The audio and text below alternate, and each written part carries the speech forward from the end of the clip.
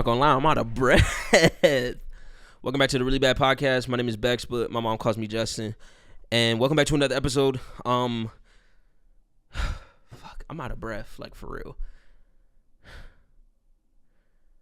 I'm currently arguing with my fellow Africans on the internet about Drake's impact on hip hop.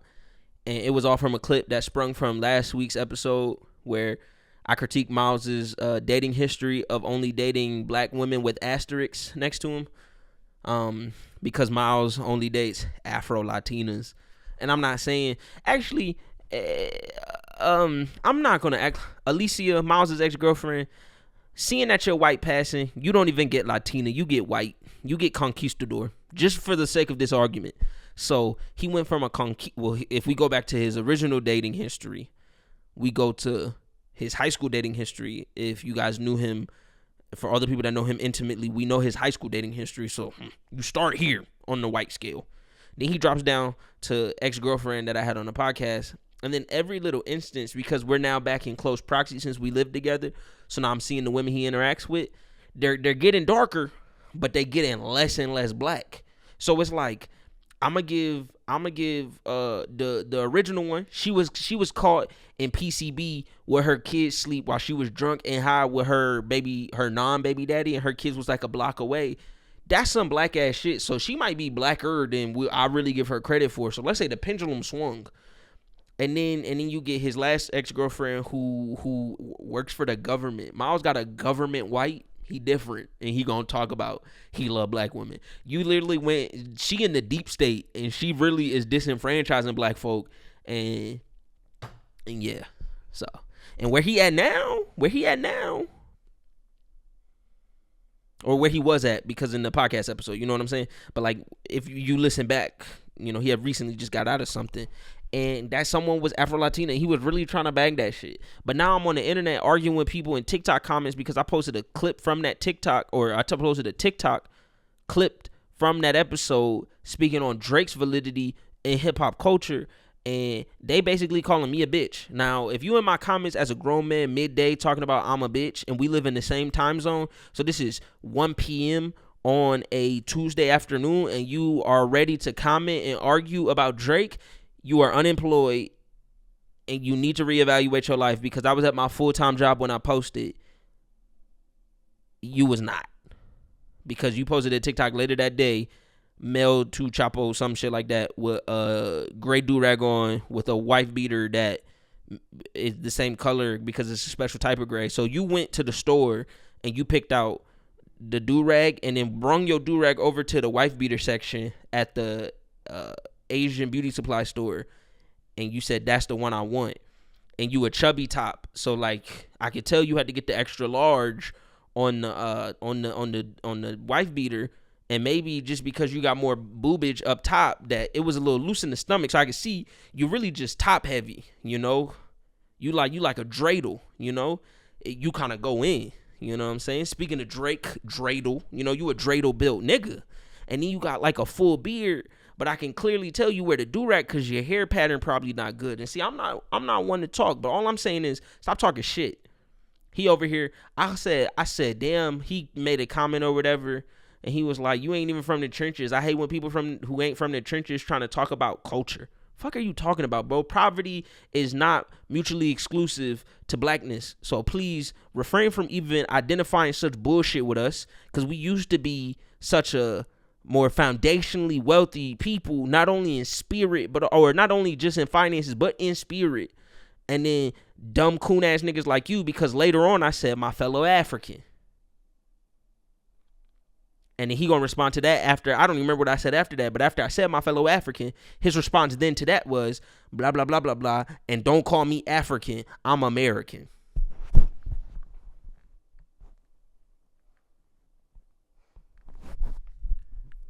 See, as you can see, only the R is standing. And clearly, people who engage with my content identify with the letter R exclusively. Because what in the fuck are you talking about?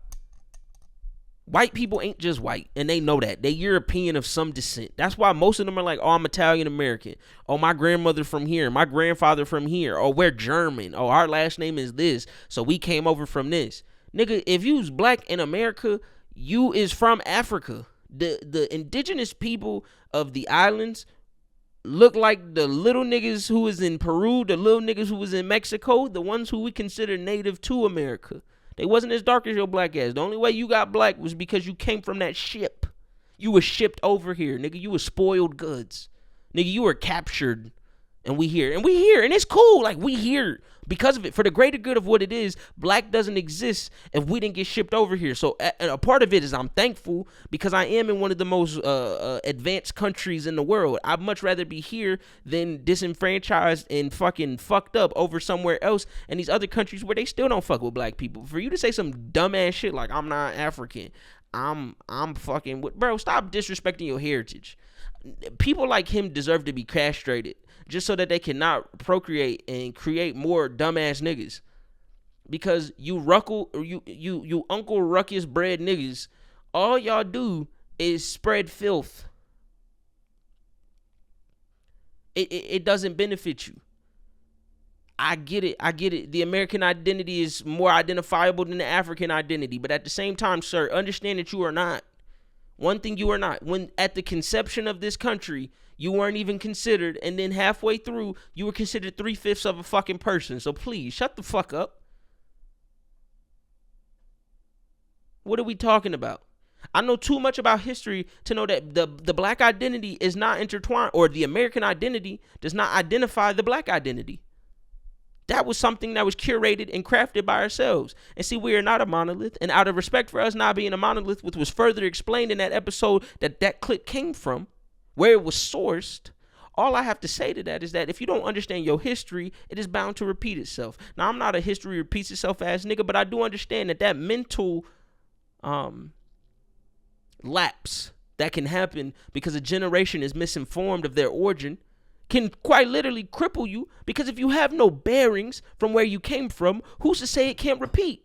Who's to say that they can't start it over again? So, of course, the erasure of the African identity of the African American or black is something that is critical. Now, y'all could call me Dr. Umar or whatever the fuck, because he later on, I said, Dr. Umar will be ashamed of you. And this nigga gonna say, yeah, I always knew suburban blacks, they love Dr. Umar. And then he said something, you don't want to bring your bitch around me. First off, why would I bring my bitch around somebody who matches they do-rag to their wife beater? Again, you went to the store with the do-rag in hand and found the wife beater at the Asian beauty supply store, and you had to match them, nigga. I don't trust no nigga who matches clothes like that. Color coordination is close to neurodivergence. I notice that's fucked up, but I mean that. If your brain says I have to match every color on my body, if you wear an all red fit and you are not affiliated with the street fraternity, I promise you something in your head is stupid. Like, something in you is off. You are off put as a human being. And I stand by that statement. That's some very 3-year-old, every color gotta go together ass nigga shit. And I'm just saying you're wrong and I'm right. I digress. That's all I wanted to talk about, was that guy's a bitch. And then this other guy who, I think his name was like Booman 1985. He had his nipples pierced, and he 40, and he on the internet posting his pierced nipples on TikTok. And he got a dead homie because he was like in the army or some shit. I want to come out and say this firsthand. I support the troops, just not that nigga.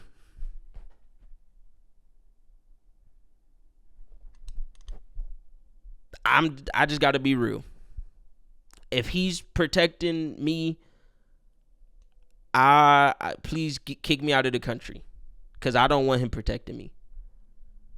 First off, I feel like there takes just a level of like devious commitment to pierce your nipples and post it on the internet at the grown age of 40.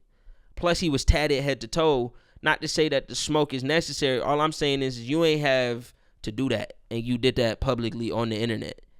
So please refrain from like we ain't gotta be, we'll never cross paths in life, but all I'm saying is that you being half naked with your nipples pierced on the internet, 40 plus, on TikTok, which is clearly a platform for people under the age of 40, and like predominantly children, and you over here with your pierced nipples on the internet commenting about Drake and Kendrick, saying that I need to have my podcast equipment taken away from me, while again you have your nipples pierced on the internet at the age of 40 posting TikToks. And it wasn't even a TikTok of you dancing or anything trendy. It was you in pictures with your pierced nipple, you again in uniform, and then your dead homie tombstone.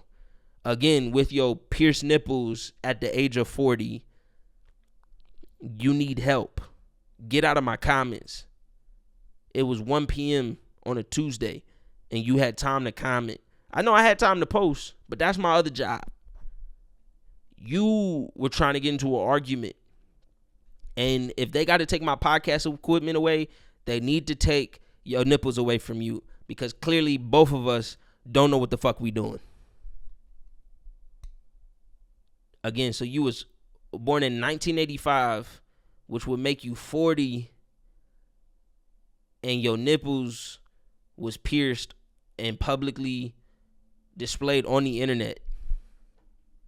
So fuck you, that matching do-rag nigga. Fuck Drake. I ain't even really had no problem with Drake. All I was saying was we have to give our barrier of entry into the culture and make it a little more stringent so that we don't lose our self-identity. And clearly y'all didn't understand that. Drake was raised by a white lady, to which I don't fault him for. Drake could not control where he was raised and who took after him in those moments, especially seeing that his dad dealt with deportation issues. But Drake has never spoken to anything critical in hip-hop culture that is pertinent to what hip-hop culture identifies with from its origin, which is something that I'd say a good 60 to 70% of rappers do. And see, here's my argument to that, and this is where I'll end.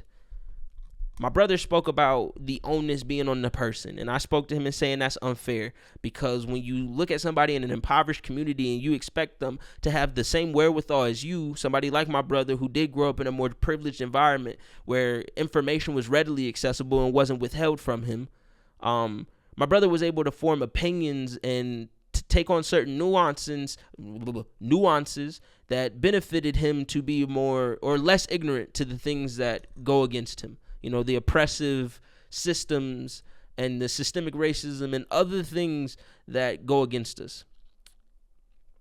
And what I'll say to that, and my argument for the people who have less than in that regard when it comes to the resources necessary to uplift themselves out of the negativity that surrounds them environmentally.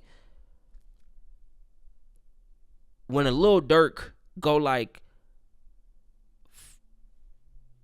fuck them niggas and fuck them people trying to get me, fuck the Fed, fuck the police, he is in his own way saying fuck disenfranchisement, fuck redlining, fuck the prison industrial complex, fuck Ronald Reagan for putting crack back into the black community. See, he's just saying it in the language that he knows, to which he's comfortable. Because when we talk about semantics, we're just talking about word choice. We're not talking about gravitas. You know, we're not talking about how serious it is. So if we're really going to speak to something, we just got to understand, we got to meet people where they at. So that nigga with the pierced nipples, maybe I just got to meet you where you at. You know, maybe I just got to bump down to your level and got to figure out what would possess a grown man who is 40 and posting his pierced nipples on the internet. What would possess him to do so? But all I'm saying is y'all hearing, oh, this nigga just thinking about fuck the police and fuck his opposition, when in totality, with a Lil Durk, what give me another rapper, what fucking Young Dolph, may he rest in peace, you know, what a fucking Kodak Black is saying is fuck the white man and fuck the powers that be, but he's saying it in his context. We got to start meeting people where they are. So my expectation is lowered in that regard, and I want to meet people where they at. But still, pierced nipple man, stay away from me. Do-rag matching nigga, fuck you. And you are African, you dickhead. I hate dickhead shit like that. Just don't be no dickhead. So actually exclude them. Fuck both of them. But everybody else, let's meet each other where we're at. And you just got to understand, people come to things at the time in which they're supposed to. So though it may not hit that do-rag matching nigga or the pierced nipple nigga or the nigga that you can think of the second you say, damn, All he's saying is fuck the police, fuck these people. He not understand what the real issue is and all that shit. When you do this intellectual superiority, inferiority complex within our own system, it just fucks shit up. So meet niggas where they at, inform them where you can, and understand that people get it on their own time. This has been a really bad podcast. I'm really about that shit. Don't play with me. And I love being in comments because my job is stupid and I hate it. And I can't wait till this podcast blows up because this is the number one podcast for the deaf and the blind. This is the number one podcast for fat women that just got diagnosed with prediabetes. This is the number one podcast for paraplegic women over the age of 36. This is the number one podcast for my family. This is the number 2 podcast for my ex-girlfriend. And I just want y'all to know, every time that you support me is another day that I don't crash out, or another day closer where I get to crash out because I no longer need the job. And I could tell certain people at that job who have a certain name that rhymes with blim that use a bitch. This has been a really bad podcast. Bye. Really bad people, really bad people, really bad people, really bad people. Woo.